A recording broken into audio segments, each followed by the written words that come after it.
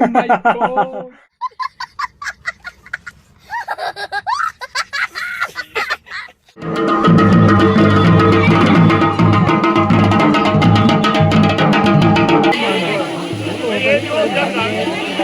Hello दोस्तों, नमस्कार। स्वागत है आप सभी का फिर से एक नए वीडियो में। आज का वीडियो हम शुरू कर रहे हैं सुमेरपुर सिमाण से। और आज 12 जून 2024 भागवत का 7वां दिन है। हाँ ठीक है, तो आज लगभग 7वां दिन है भागवत का। और आज यहाँ पर कलश यात्रा निकलने वाली है और कल व्यास जी की विदाई भी है और अंतिम दिन है कल भागवत का। कल जो रोहित मैकुरी जी हैं, व्यास जी, उनकी विदाई हुई। उसके बाद भोज का कार्यक्रम भी यहाँ पे है। तो लोकेशन ये है, देखो आप लोगों को मैंने पहले बताया था, ये प्यारा सा गांव आपका सिमाण सुमेरपुर कहलाता है। और आज दीपू भी साथ में है। तो चलिए चलते हैं जहाँ पर कथा स्थल है और दिखाते हैं क्या आज का कार्यक्रम रहने वाला है। कथा स्थल में प्रवेश करते हैं, मिलते हैं बहुत सारे बच्चे। देखो भाई,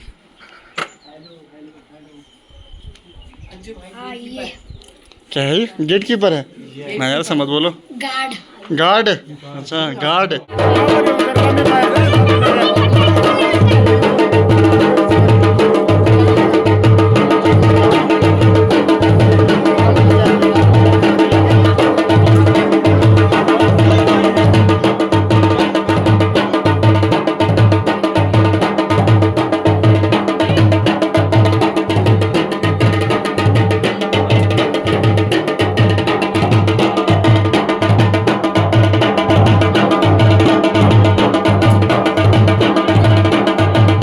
पुष्पांजलिं समर्पयामि। ओम दीपगणाथ भैरवाय नमो नमः। ओम करिकलित कपाल कुंडली दंडपाणि स्तरण दमर नीलो व्याली ज्योपवी। प्यारे हो रही है कलश यात्रा के और जल लाने के। और कुछ लोग यहाँ लमलेट बने हैं। खाने में पीछे कभी नहीं रहना चाहिए। सोना पुकारा के काफा पुकारा चला चला पुकारा बड़ा वाला तो नहीं है। तो अभी तैयारी होती है घर जाने की।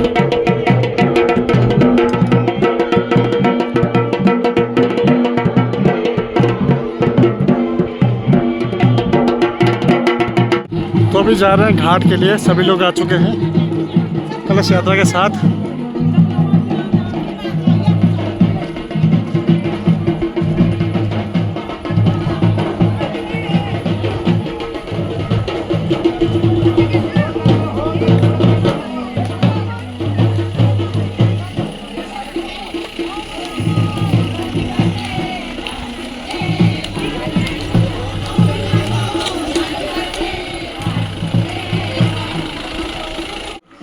तो अभी हम पहुंच चुके हैं ब्यास ढाबे के आसपास। यहीं जो है ब्यास गंगा निकलती है ऊपर और यहाँ पे पहुंचती है ब्यास गंगा ऊपर जंगलों से निकलते हुए शूणी की रेंज से। और यहीं पर नगर पंचायत गैरसैंण की सीमा समाप्त हो जाती है।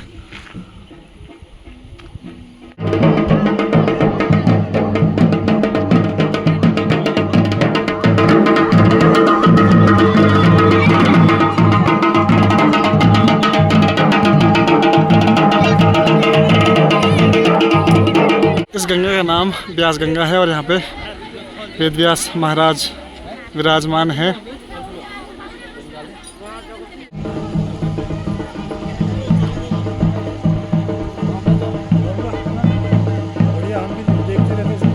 धन्यवाद साहब, धन्यवाद।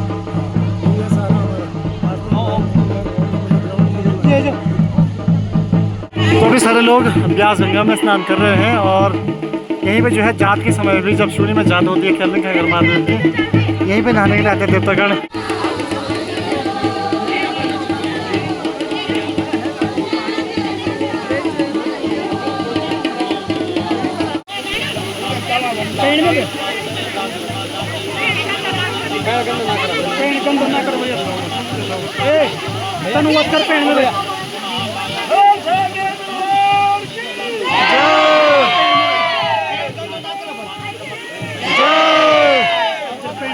क्षण पश्चात व्यास जी का स्नान होगा और पारंपरिक मंगल गीतों के साथ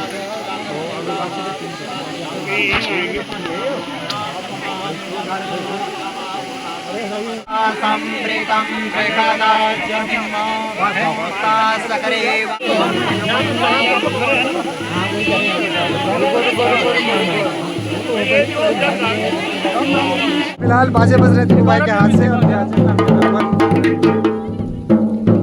सिको भाई और सिको भाई और यहाँ पर ब्यास गंगा स्नान होते हुए भाई को बड़ी खुशी हो रही है।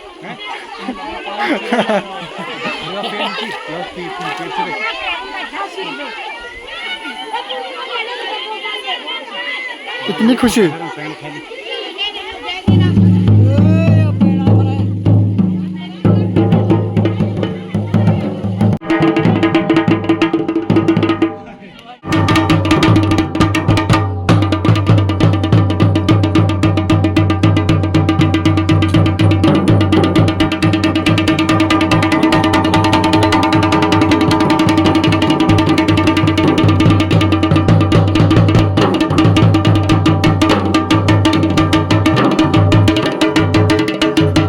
पर हवन पूजा हो रही है। इसके बाद निकलते हैं स्थल पे जहाँ पे कथा हो रही है। शांति के लिए फिलहाल यहाँ पे हवन हो रहा है और ब्यास जी नहा चुके हैं सामने देखिए। इसके बाद प्रस्थान करेंगे ब्यास गंगा का जल लेकर कथा स्थल के लिए। एक चीज़ बढ़िया है कि जो लोग आ रहे हैं भक्तगण उनके लिए पानी की व्यवस्था रोड पे, क्योंकि रोड गर्म है और उनके नंगे पैरों को ठंडक मिले इसके लिए पानी की व्यवस्था की गई है। फाइनली पहुंचते हुए कथास्थल की ओर।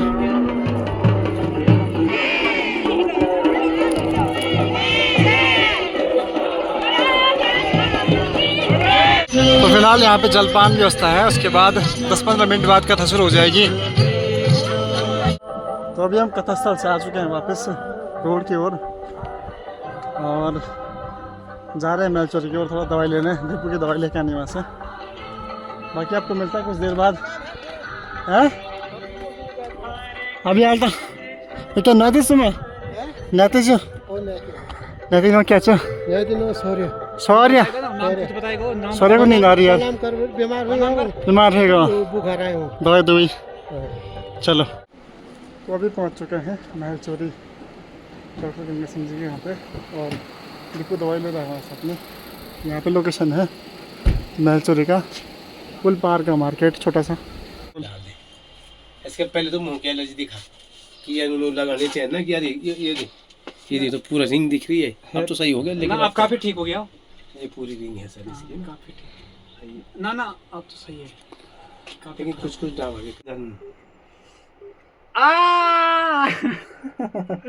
ओह माय गॉड क्या प्यार से लगाया, बहुत प्यार से लगाया। मामू जी धन्यवाद। मामू जी धन्यवाद। दवाई के लिए कैप्सूल ले जाएगा है अभी। मामू जी ऐसा करना, केवल खुजली की दे दो बस। कैप्सूल दो ना, कैप छोटे हैं तो केवल खुजली की दे दो। मैं तो होने तो नहीं पर पालक ब्रज के रक्षक मैं हुआ शर्म से पाऊं हूँ। हे प्रभु मेरे अपराध को क्षमा करें, बहुत बड़ा अपराध मुझसे हुआ है। और कल की कथा मैंने आपको सुनाई, कृष्णस्तु भगवान स्वयं। भगवान कृष्ण ने अपने कृष्ण अवतार में सभी देवताओं का मान मर्दन किया है। किसी भी देवता के मन में यह अहंकार ना है कि हम श्रेष्ठ हैं। रसानाम समूहो रासः, परमात्मा का रस ग्रहण करना ही रास है। पहले फायदे सुन लो, क्योंकि बिना फायदे का कुछ भी काम नहीं है। बोलेंगे पंडित जी महाराज की कथा सुना रहे हैं, लेकिन फायदा क्या है? तो सुखदेव भगवान ने मुख्य 2 फायदे बताए हैं। कौन कौन से? विक्रीडितं ब्रजवधू धीरितं च वेष्टो श्रद्धान्वितो नु शृणुयादथवा वर्णयेदः भक्तिं परा भगवती प्रतिलाभ्य कामम् धिक्रोगमा स्वपहिनो त्यचिरेण धीरा।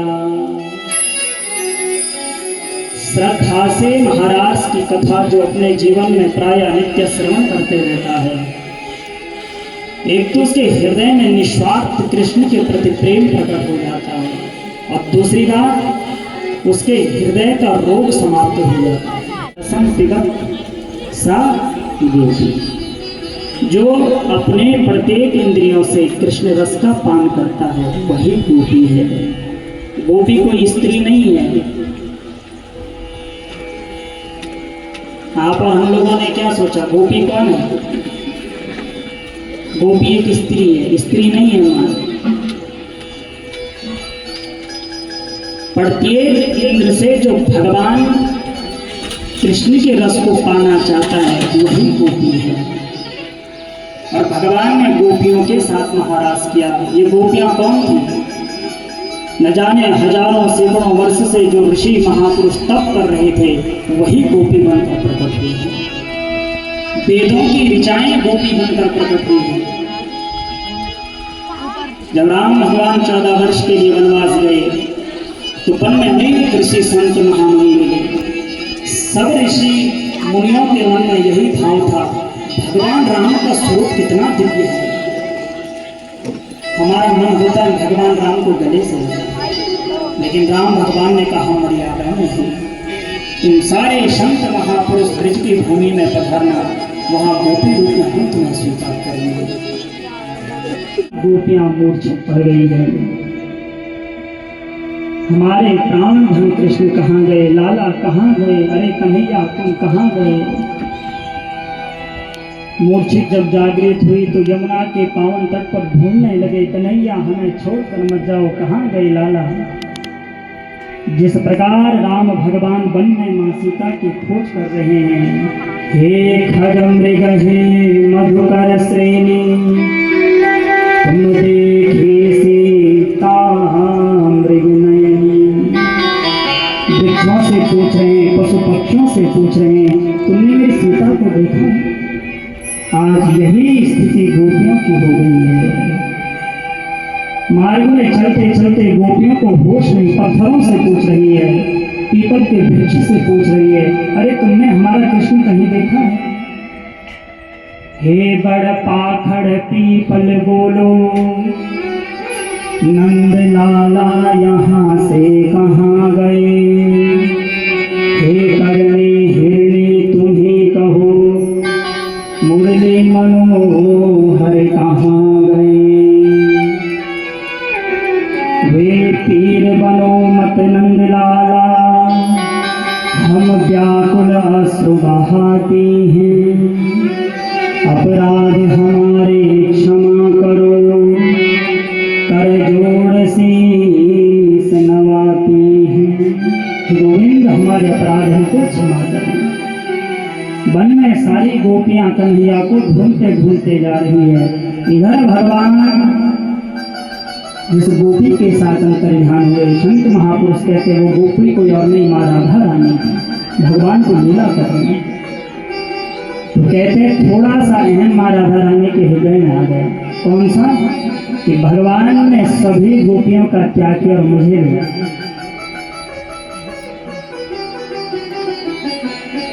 अहम आ गया तो कन्हैया को कहा, कन्हैया मैं चलते चलते बहुत थक गई हूँ, न पारे हूँ चले, तो मुझसे चला नहीं जाता है। कन्हैया ने कहा तो कोई चिंता नहीं, स्कंद आरुध्यताम, आओ मेरे कंधे पर बैठ जाओ। और जैसे ही स्कंद पर कंधे पर बैठने के लिए राधा रानी ने चरण बढ़ाए, भगवान वहां से ही अंतर्ध्यान हो गए। बोल रास बिहारी लाल की, भक्त वत्सल भगवान की।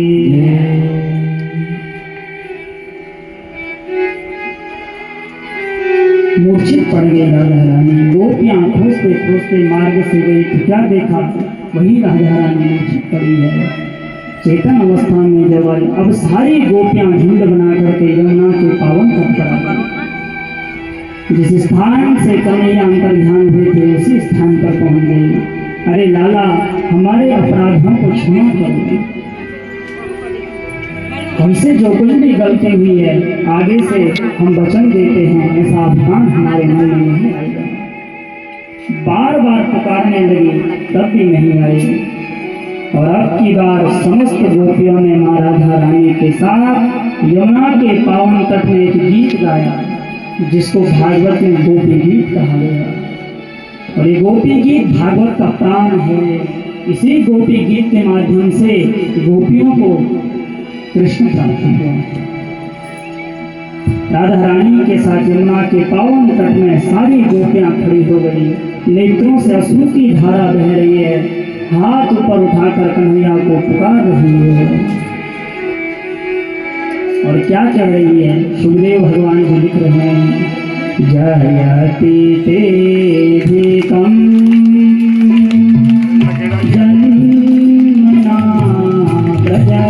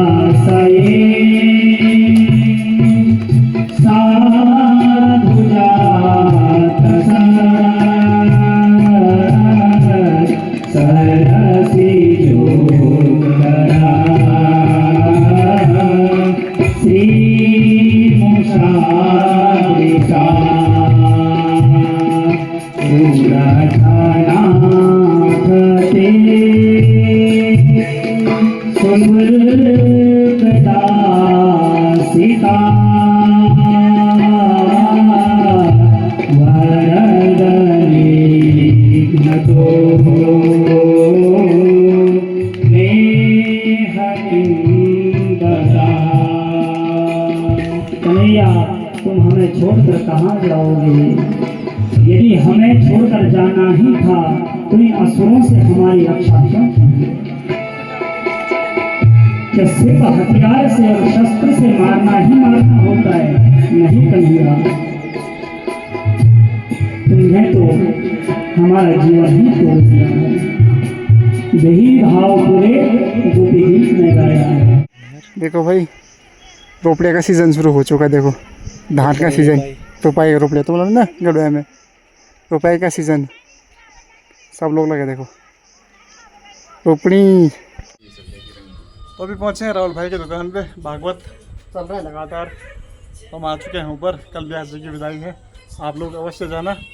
बाकी राहुल भाई से काफ़ी नवाज मिल रहा है। बाकी मैं ये कह रहा हूँ कि गैर सुनने वाला कि आप पीछे देखोगे ना, अगर यहाँ पे एक मिनट और यहाँ देखोगे आप इधर, ये भाई गैर सुनने वाला टीम है। एक ही टीम है दोनों पे एंकर। क्या बात है, ये लो भाई। तो वैसी बात है। और अपन धन्नो मेरे लिए कहाँ ला रहे तुम? मेरे लिए भी चाहिए, टी शर्ट चाहिए मेरे को। कब लेके आ रहे हो? जल्दी लाएंगे। ठीक है। क्या स्माइल है भाई की, देखो नहीं कहता। पहुंच रहे हैं अंकल जी। देखिए अंकल जी भी खींच। अंकल जी बोलेर बजा रहा है। और हमारी बहन जी बहुत दिनों बाद मिले, बहुत सालों बाद मिले यहाँ से, बहुत सालों बाद इसी जगह पे। अरे फेवरेट अंकल जी, फेवरेट। हाँ बिल्कुल। हाँ लड़की चू नाम क्या? हेलो करो। हेलो। नाम क्या? नाम क्या? नाम सोनू। सानू। वो सानू। तो अभी चल रही है समोसा पार्टी नेहा की ओर से।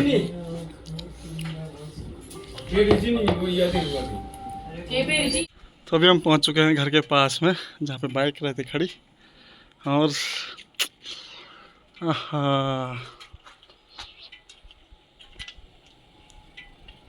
ये भोली सी सूरत है, आंखों में मस्ती, दूर खड़ी शर्माए, आए हाय। अभी हम काफ़ी टाइम से वेट कर रहे थे अज्जू भाई का। अज्जू भाई पहुँचे, देखो यहाँ पे।